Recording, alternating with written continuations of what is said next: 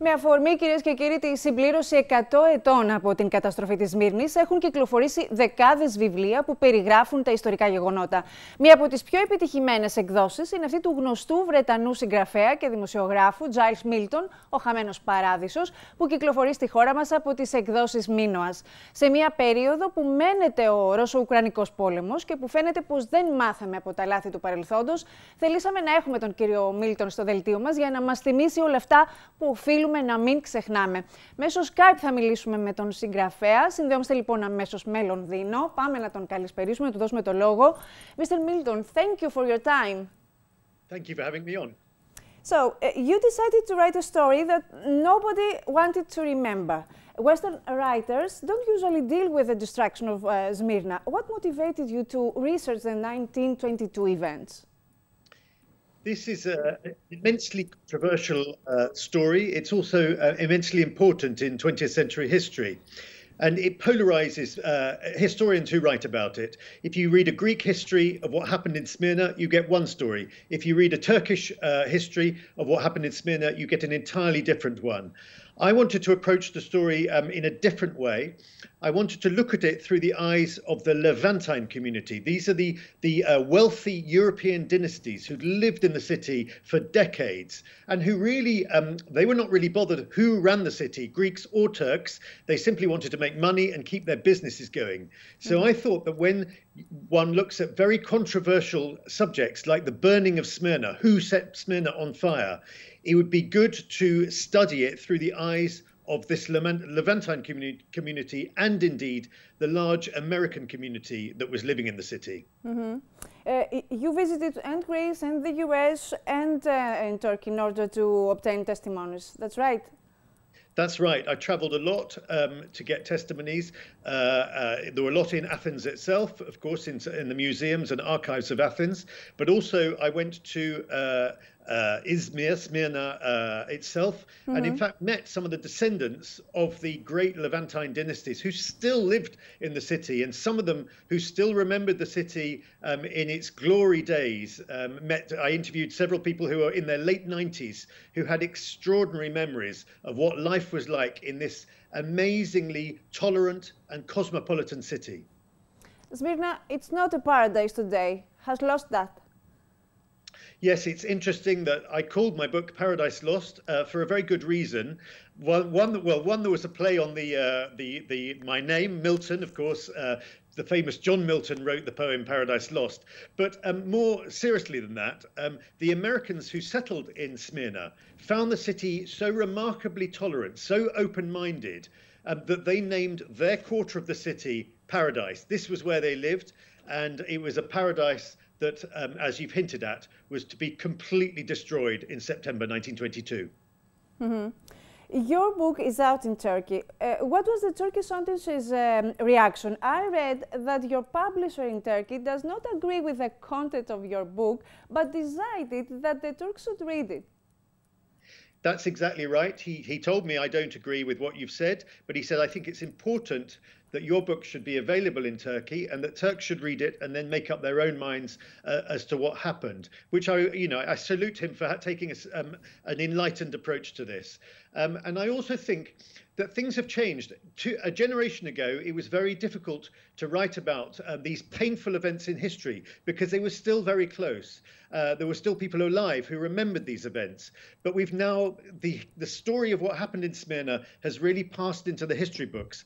And I think it gives one more space to be able to discuss these issues and what really happened. Yes. They claim that the fire was set by the Armenians. That is that we Greeks know that they claim.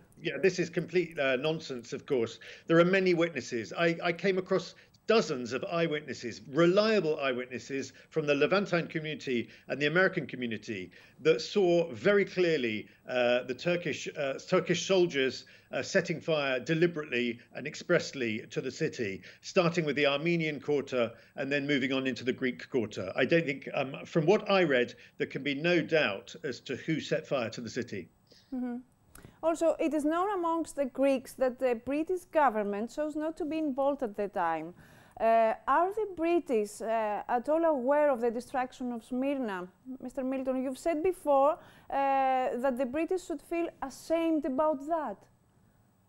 I said that, and I stand by it. I think that this episode of what happened in Smyrna shows British foreign policy and American foreign policy at its most cynical. There were hundreds of thousands of Greeks and Armenians dying on the quayside of Smyrna, being killed on the quayside of Smyrna, and yet the 21 battleships in the Bay of Smyrna, who could have saved so many of these people, were under express orders from their governments not to rescue the Greeks and Armenians. Why? Because they knew that Mustafa Kemal Ataturk had won this battle. They were waiting to strike oil deals with the new regime, and they didn't want to be seen to be sympathetic towards the Greeks and Armenians. So it's a deeply shameful episode in British and American foreign policy. Yes, and you describe this hard truth in your book. There is a telling scene in your book where the British commander asked his orchestra to play in order to muffle the screams from the deck. That's right. This is an appalling episode where, yes, you're absolutely right. The suffering on the quayside, the people screaming as they were being dragged away, as they were being killed, shot. The screaming was so loud that it was disturbing the sailors on board the ships in the Bay of Smyrna. So yes, one of the commanders asked the ship's band to play music to drown out the screams. Now, it should be said, very importantly, that those sailors on board the vessels, after a day or two of this, they could no longer bear to listen to this and to watch what was happening. It was happening only a few hundred meters away, and they, independent of what their commander said, began to launch rescue ships and began to save some of the people on the quayside of Smyrna. Yes. Now, are we witnessing something similar in today's war in Ukraine? The world leaders are providing the weapons, but chose not to be involved again. I think there's a very interesting parallel here. If you think that when the Greek army was advancing across Asia Minor, it was doing so largely with weaponry supplied by the British. And when King Constantine, who the British did not like, came back, was restored to the throne, the British pulled the plug on this weaponry. They stopped supplying the Greeks with weaponry. And this was one of the major causes of the Greeks being defeated in Asia Minor and the army being pushed back towards Smyrna. And I think there is a parallel with Ukraine. You know, the West is arming Ukraine, sending huge quantities of weaponry into Ukraine. And as long as that continues, I think the Ukrainians will continue to fight successfully against the Russians. The worry is that NATO will start withdrawing weaponry from the Ukrainians, which would change the situation completely. Mm-hmm. Is a new world war a possibility for you? I think it is a very real possibility. I think we're living in precarious times. It's a very, very delicate balancing act. It's like everyone is playing a very dangerous game of poker here. And it could only take one small mistake for this already horrific war to spill dramatically out of control. And one other parallel with Smyrna, of course, is the vast number of refugees that are pouring out of Ukraine as they poured out of Turkey and Asia Minor in the aftermath of what happened in Smyrna. I've just come back from France, where I met huge numbers of refugees who'd fled for their lives from Ukraine. It's terrifying what you are describing. It means that we haven't learned anything from our history. It is terrifying, and it is awful how history repeats itself.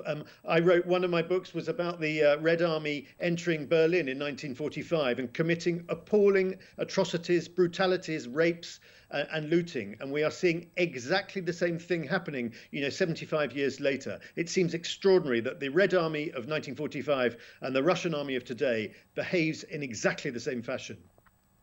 I want to thank you. And I want to say to you that you are welcome in Lamia, in Thermopyles, maybe to write a book about Gorgopotamo. Well, it's great to be on your program. Thank you very much indeed, and to share a little bit of my stories from Smyrna. Thank you very much. Thank you.